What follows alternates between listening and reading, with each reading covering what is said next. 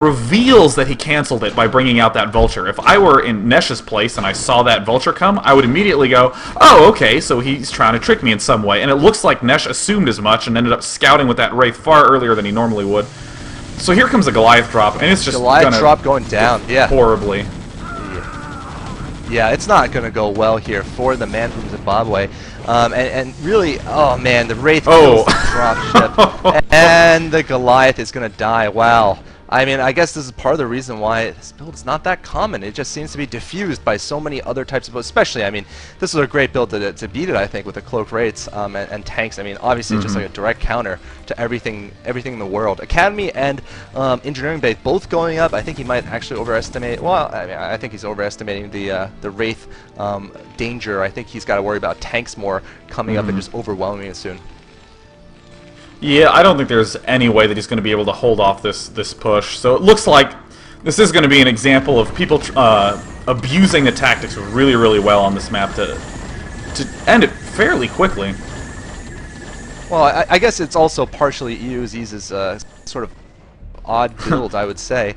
I mean, yeah, his lack of experience is kind of showing through on this map. Yeah. Yeah, definitely. I mean, you know, we're just going to have to see basically. Yeah, I mean, at this point, really, it's over. There's 4 tanks, 2 Wraiths against 1 tank. Siege mode finishes, but, you know, also the turrets are a little bit overkill here. I don't think you read the build, but it doesn't matter. Well, actually, the siege tanks might actually hold off the non-siegeable tanks, so we might just have a little bit of breath of life here for Eu.ziz. I'm kind of shocked that Nesh doesn't have siege mode yet, or if he is choosing not to siege mode at least. Man, a bunch of SCVs going down. Looks like he only got 4, which isn't the biggest deal. But especially considering he's behind on his expansion, that's not something you want to do. And also, he got the add-on for the ComStat, but he's not getting it in his main, which I'm questioning a little bit. Yeah, I mean, he is right now trying to get it. He's got turrets up. Well, I mean, I think maybe he would have just been better off getting a Goliath or 2 and just skipping the engineering bay. I don't know. It's close. You know, generally things are just not going well for him, though. I think once Siege gets on, it might be a longer game, actually. Nesh seems to be okay with that. You know, he didn't try to break. He couldn't actually at that moment right there. Has a turret plus tanks there. It would have been suicide walking in. So this is going to be a longer game, I think. It's going to go at least another 5 minutes or so. We're seeing another base going up, by the way. One thing... Oh, sorry, go ahead. No, go ahead. Ventrilo, of course, I got overexcited. Yeah, we have the good old 2-second delay between conversation. It's always fun to have pauses. But what's so significant to note is the fact that Nesh has control of this high ground where these 6 tanks are hanging out. This is really dangerous for Nesh, or excuse me, for Ziz, because once he gets siege, he can just slowly push in to Ziz's base with siege tanks on that ledge. Again, it's so critical that even while you're doing all this expanding action as Terran, that you make sure that your high ground surrounding ledge is secured, so that way you don't have to worry about any of this easy base walk-in type stuff. Yeah, I mean, right now this is just a great contain here. We're seeing a double expand from Nesh, and you know, Nesh right now is dominating the situation. You know what's interesting? I remember casting a game a long time ago where none other than the great Slayer's Boxer, I think he beat someone called Terran Nesh with a nuke rush. I don't know. I mean, I'd say Nesh is probably many orders too young to be facing Great Boxer in like 2001, but who knows? Most likely not happening. But Nesh is, by the way, from Rutgers. Yeah, it's all right. I mean, you didn't lose against Boxer. That's cool. And by the way, Eu.ziz not from the EU right now. At least he's in Emory. But anyway, it looks like we're seeing this nice drop here with Cloak Wraiths. Interesting enough, it's a great combination. And we're seeing the slow destruction here of parts of Eu.ziz's base here. I don't know. I mean, this is going to be really tough to hold off. Here's the Waltzen that's just so... That's just the biggest danger to worry about. Look, one dropship just sealed the deal, just ended up allowing him to dominate this game. And a thing that's really important to note about these Wraiths that a lot of players easy to realize is that Wraith allows you to have, in a sense, a permanent sight range advantage over your opponent's siege tanks. Right. You can use the Wraiths to just push away that floating barracks, and that way you can inch tanks forward slowly and just take out his tanks.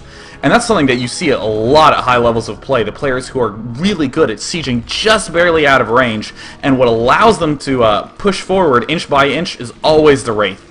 And plus, with an extra Wraith shot or two, you can kill an enemy tank in 2 shots instead of 3. Really good we're unit seeing to some have. mass Wraith preparation here from Nesh, who is, I think, playing around a little bit, but that's fine. 4 starports are going up for him. I mean, seriously, that will be fine at this point with his 4 bases versus 2, and with his constant harassment of the economy here. But, you know, he is definitely... he's going a little bit for a message here. Team B, man, or is it Team A? I forgot what team. Team B, not going to take any of it from Team A. Well, really, I think this is a good transition, anyways, to get this many Wraiths, because if you're pushing in with this many tanks, the best way, or the easiest way to lose in a situation like this is if dropships went and killed off any of these expansions.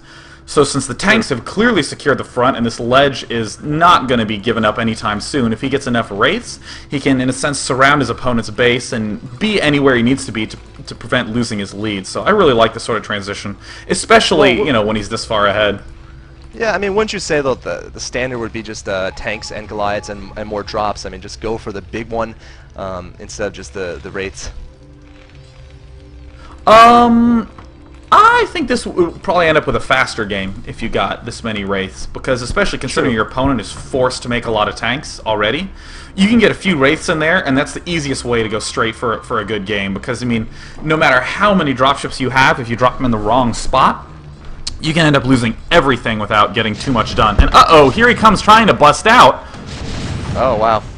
He might get through. Those are some really nice positions. Yeah, but... Ooh.